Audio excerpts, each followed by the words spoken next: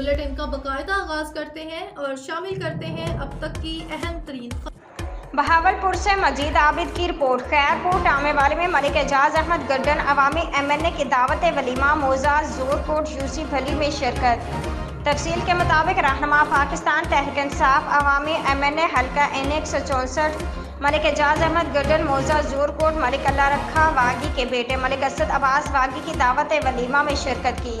गड्डन साहब का शादी हाल में वागी बरादरी की जानिब से पुरजोश इस्तकबाल किया गया और अवामी MNA 164 और आवाम के दिलों की धड़कन मलिक एजाज अहमद गड्डन का शादी में शिरकत पर वागी बरादरी की तरफ से शुक्रिया अदा किया गया। गड्डन साहब की मोहब्बत में लोगों ने तस्वीरें बनवाई और खुशी का इजहार किया।